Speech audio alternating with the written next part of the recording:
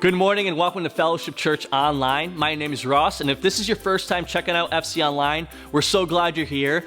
And if you're looking for more information about Fellowship or upcoming events, I want to encourage you to check out our website at fellowshipchurchct.com. On the homepage there, you'll find an area where you can fill out a connection card. This is your go-to in getting connected to FC, and when you fill out that card, you'll be able to receive email, updates, and announcements so you're in the know about everything going on here at FC. There's also a place on the connection card to fill out any prayer requests that you may have.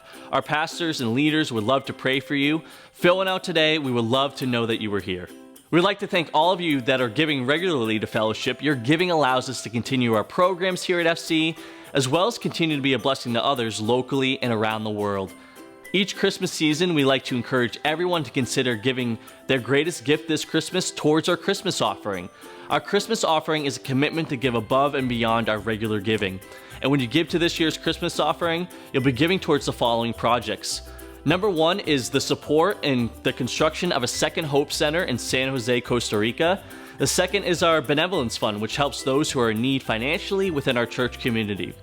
Thirdly is our children's environment HVAC. Our units are nearly 25 years old and will soon need to be replaced.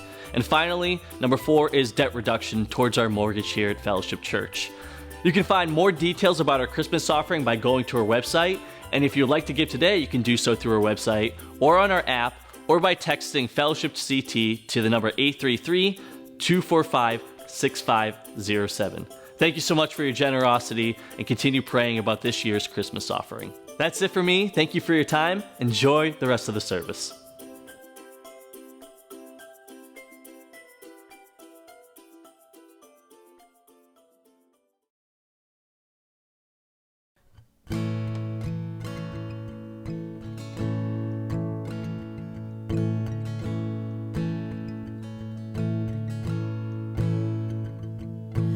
Feel it in my bones, you're about to move. I feel it in the wind, you're about to ride in. You said that you would pour your spirit out. You said that you would fall on sons and daughters. So come.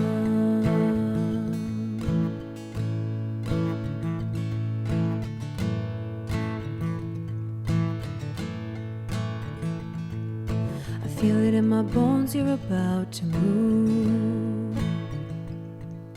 I feel it in the wind, you're about to ride in. You said that you would pour your spirit out. You said that you would fall on sons and daughters.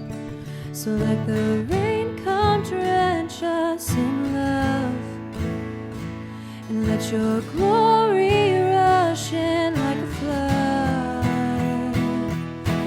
We are fixed on this one thing, to know your goodness and see your glory. Oh, we're transformed by this one thing, to know your presence and see your beauty.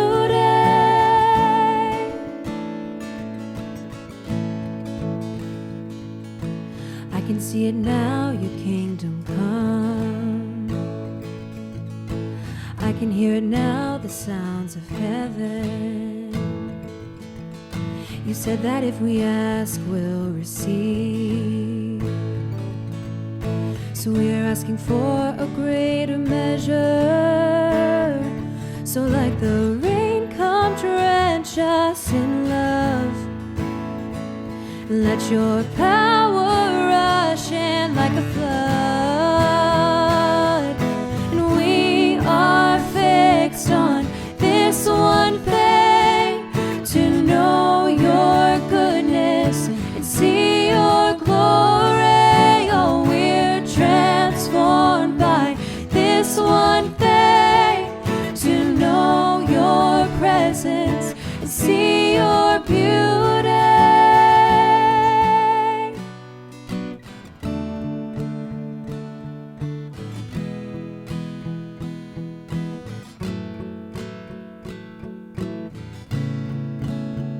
So come and blow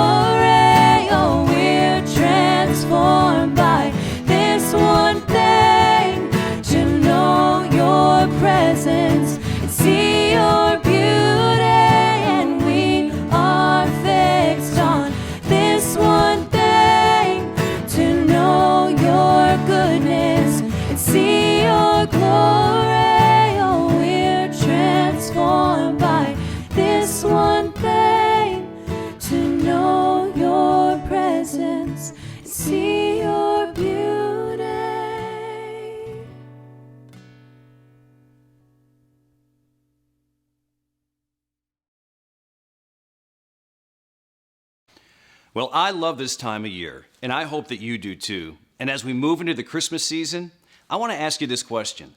What are you most excited about? Maybe it's the Christmas music. You just love hearing the carols throughout these next few weeks. Maybe it's the Christmas food, the traditions that you have. Maybe that you eat only once a year. Or, of course, it could be the Christmas gatherings and the traditions. Or how about those movies as well? Whatever it is, we want to help you celebrate Christmas. I want to invite you to our Christmas Eve services. We're going to be meeting together on Christmas Eve. We're going to be singing carols. There's going to be candy and a special story for the kids. There's going to be a meaningful Christmas message. And of course, at the end, we have this wonderful candlelight moment in our service. And it really sets us up for Christmas Day. So we're going to be meeting together on site Friday, Christmas Eve at 3:30 and at 5. We'd love for you to be here. We'd love for you to encourage your friends and your family to be here as well. Of course, we'll have a way for you to connect online with us as well on Christmas weekend. But people always find our time together super meaningful, and it really sets the tone for Christmas Day. Well, last year was so much about social distancing, right? We took a reprieve from our traditions and gatherings. Many of us this Christmas, though, we're kind of going the other way with things. We're getting ready for guests. We can't wait to have family with us and in our homes. And I don't know how you prepare, but maybe if it's out-of-town guests, you're probably getting the air mattresses all set and the extra bedding. Or maybe you're decluttering and cleaning out that guest bedroom closet that just gets filled up during the year. Or maybe for you, you're switching your grocery shopping from Stop and Shop to Sam's Club, right? Or I know that all of us tend to rearrange our furniture when people come over, and maybe even a few of our kids. Well, what we do know is that not everything goes as planned, right? So today we're starting this brand new series called Imperfect Christmas, because they kind of all are, right? And the first one was as well. And today, I want to talk about one of the greatest logistical mistakes that happened at the first Christmas. The fact that there was no room for Joseph and Mary at the inn. I mean, think about this. How could that happen, right? But I want us to back up, and I want us to ask another question. What if the story isn't like you remembered or heard? What if there's something in the story that's different, that can actually change your life? So let's start by reading the beginning of the first Christmas. In Luke 2, it says this. In those days, a decree went out from Caesar Augustus that all the world should be registered. This was the first registration when Quirinius was governor of Syria. And all went to be registered, each one to his own town. And Joseph also went up from Galilee, from the town of Nazareth, to Judea, to the city of David, which is called Bethlehem, because he was of the house and the lineage of David, to be registered with Mary, his betrothed, who was with child. And while they were there, the time came for her to give birth, and she gave birth to her firstborn son, and she wrapped him in swaddling clothes, and she laid him in a manger because there was no place for them in the inn. Man, here's something fascinating that you may have heard the story of this innkeeper, whether you think he was greedy or whether you think he was kind. I mean, we all have our image of what he may have looked like or she may have looked like. But did you notice that there's no innkeeper mentioned? I mean, it's neat for the nativity story, but the innkeeper's not mentioned. See, I think today it's because of this. We think inn, when we think of inn, we think of hotel, right? But there were no hotels in Bethlehem. These were ancient days. So the word used for inn was more of a guest room in a regular house. Actually, many newer versions of the Bible actually use the word guest room. So it's a good reminder that the things that we think are in the Bible aren't actually in there. For instance, everything happens for a reason. Nope, not in there. God helps those who help themselves. Time heals all wounds. Not in the Bible. See, Joseph and Mary are headed to Bethlehem for a census. They're staying with family, and there's no room in the house. And so they're going to be staying in the stable, which probably most scholars believe was carved out of a cave, actually. So, this was family. They probably didn't have a lot of extra resources. They were doing the best that they can. And it could be that Joseph may have really screwed this up. I mean, some people have said that this is the real reason that the first Christmas was a silent night. Well, you might ask, what does this have to do with me today? I mean, what is this fact of them having no room in the end? I'm dealing with an impending divorce, or I have a chronic illness, or I have family problems and it's really a lot of drama, or I'm feeling so much stress at my job right now, or I'm battling depression and anxiety. What if there's a lesson here, though? What if every room of our life is full, just like that guest room was, and there's no room for Jesus? Think about it, especially this time of year.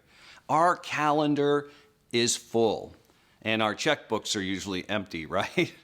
But we use phrases like, hey, can we fit this in? Or do you need to move stuff around? Can we do that? We're always talking about trying to squeeze more in because things are already full. And the question I want to ask you is, when will you spend maybe 20 minutes in prayer during this season? When will you plan to go to church or to see us online? Which Christmas Eve service will you attend? And who will you intentionally invite and bring? See, if there's no room in your schedule for Jesus, maybe you can take a look at that and take some time to rearrange some of those priorities. I mean, let's walk through this a little bit. Is there any room in your home for him? I mean, is there any room in your marriage or in your parenting? I mean, so often when it comes to our marriage and parenting, we just go with our gut, or we go with our past experience, whether it was good or bad when it comes to marriage and family. Yet some of those family cycles that we bring into our house, they just bring a lot of chaos with them, don't they? So what about biblical advice? What about even like in our kids' environments, where we have these take-homes for your kids to bring home, and they're really largely for you as well as a parent, that you can read through, that you can have conversations with your children, that you can learn to even build your skills to be a better parent, to follow biblical principles and ways. How about when we learn more about God and we learn more about his ways, we learn more about healthy boundaries and a supportive presence that we can be with homework with our kids. It would translate into that, or even helping our kids with college and career decisions, because wisdom really rules the day. It's so important for us. So is there any room for Jesus in your home? Secondly, I want to ask you this: is there any room for him at your work? I mean, it's so easy to compartmentalize Jesus, right? To our quiet time or to the physical or digital campus. But life is so much more integrated than we think. Jesus, I want to share this story with you. He was teaching on the shore of a large body of water, and he asked the local fishermen if he could use their boat to teach from, because frankly, he was running out of real estate. The crowd was pushing in on him, and he was heading into the water. So he literally taught from these fishermen's boats. And Luke records this in chapter 5. He says, when he, Jesus, had finished speaking, he said to Simon is eventually going to be Peter, now go out where it's deeper and let down your nets to catch some fish. Now remember, Peter was a commercial fisherman. Master, Simon replied, we worked hard all last night and we didn't catch a thing. But if you say so, I'll let the nets down again.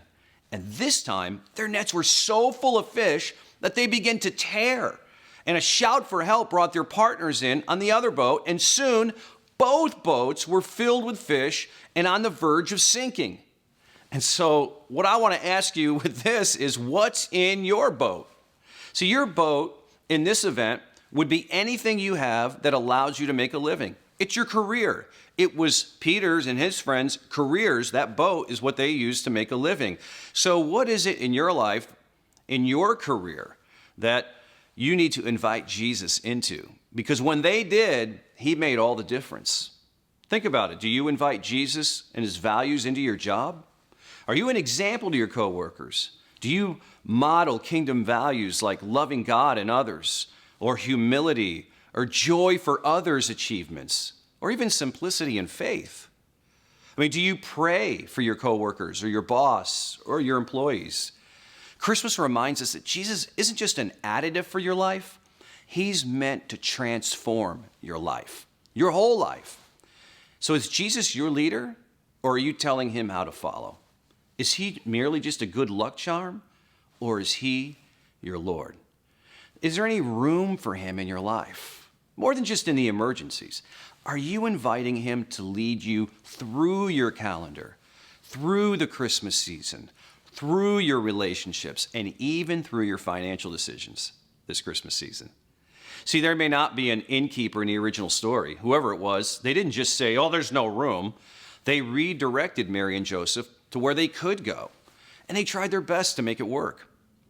What if you didn't just make room for Jesus in your life, but you also made room for Jesus for other people as well? I mean, you can actually use your phone to do this, right? We've done this before. You can call, you can text, you can email. These are all ways that you can connect with people around you. You could make an ask on any one of your social media accounts. You could also do this face-to-face with somebody over coffee or at your cleaners or your local gym, wherever you have relationships. See, people are longing to hear that they're simply loved, that they matter. There's so many hurting people out there. And Christmas reminds us that Jesus left heaven so that we could see firsthand how God loves us, and he'll do anything to have a relationship with us. See, your simple, intentional invite to one of our Christmas Eve services could honestly change a person's life. It's an opportunity for them to meaningfully encounter Jesus, to hear what Christmas is all about in a relevant, engaging, and wonderful way. So just close your eyes for a moment. Ponder this. Think about this. What part of your life is Jesus consciously or maybe even subconsciously not allowed? You know, we talked about work and home, but maybe it's the computer. Maybe there's certain even text threads on your phone that you don't want Jesus involved in. And ask Jesus this simple question: what part of my life has there been that there's no room for you?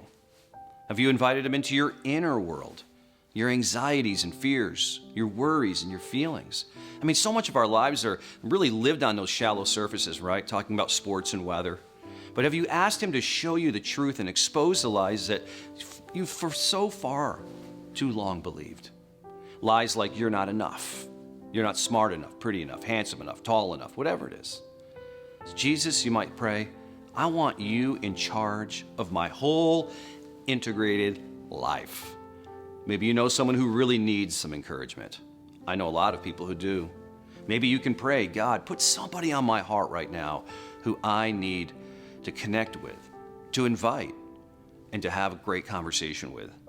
See, as everything begins picking up, think about these next few weeks and how you can make Christmas special, not just for you, but also for somebody else. I mean, we just kicked it off with joining with our community to feed hundreds and hundreds of families Thanksgiving dinner. And remember, Jesus came to you on the way to somebody else. So maybe you'll remember with me the phrase of that well-known Christmas carol: may every heart prepare him room. Invite him in. Allow him to forgive you of your sins. Humble yourself. Let him lead and direct your life. And you'll be so glad you did.